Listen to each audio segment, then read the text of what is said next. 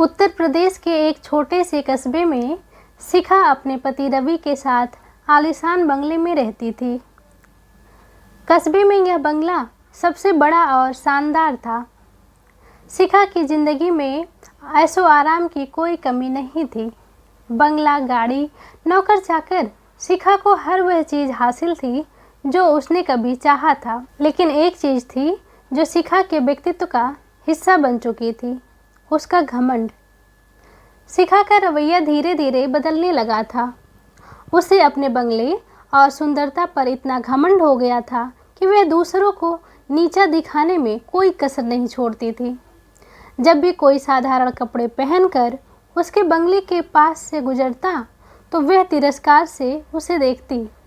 किसी रिश्तेदार या जान पहचान वाले को बुलाने पर वह बार बार जताती, देखो, यह बंगला मेरी मेहनत और मेरे पति की समझदारी का नतीजा है। तुम जैसे लोग तो सपने में भी ऐसा बंगला नहीं देख सकते।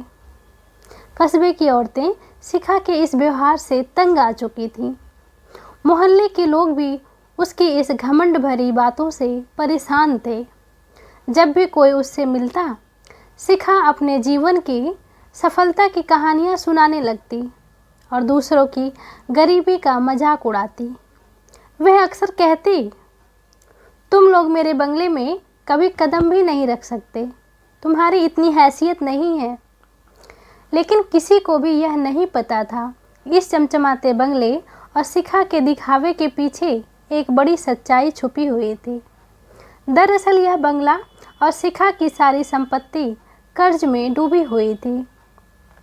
रवि ने यह बंगला बनाने के लिए बड़े साहूकारों और कुछ दोस्तों से कर्ज लिया था और शर्त यह थी कि रवि उन्हें धीरे धीरे ब्याज सहित पैसा लौटाएगा।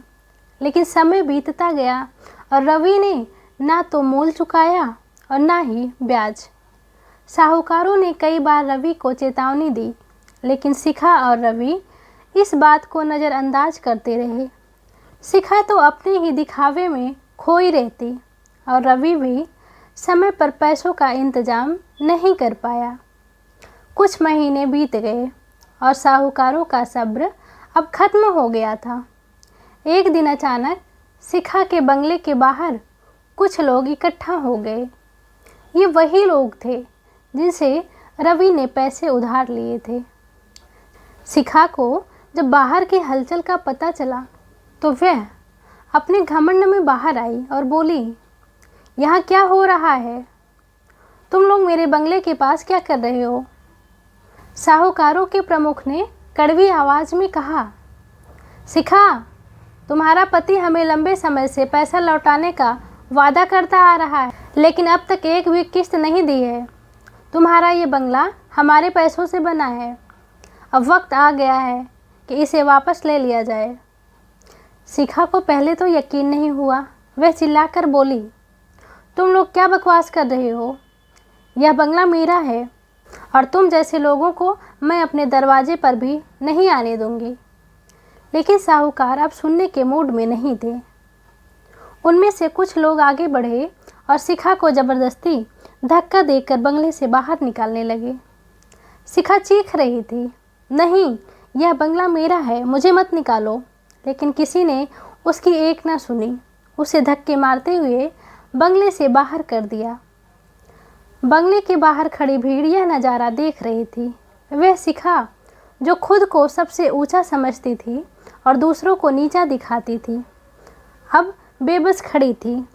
लोग उसे देखकर कानाफूसी करने लगे। देखो घमंड का क्या हाल हुआ।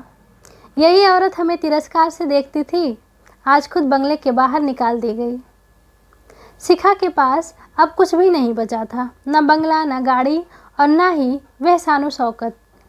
रवि भी कर्ज में डूबा हुआ था और उन्हें मजबूरी में एक छोटी सी झोपड़पट्टी में रहने जाना पड़ा। शिखा का वह घमंड, जो कभी उसकी पहचान था, अब उसकी ज़िंदगी का सबसे बड़ा बोझ बन चुका था। उसकी आंखों से आंसू बहते रहते और अब उसे समझ आ चुका था कि जिन चीज़ों पर वह इतना इतराती थी वे सब अस्थायी थी। उसके पास अब केवल पछतावा था। शिखा की यह घटना पूरे कस्बे में फैल गई। लोग अब उसकी हालत पर तरस खाते थे, लेकिन कोई भी उसके पुराने रवैये को भूल नहीं पाया था। अब वह झोपड़पट्टी में रहने को मजबूर थी, जहाँ वह कभी किसी को देखने तक से इनकार कर देती थी।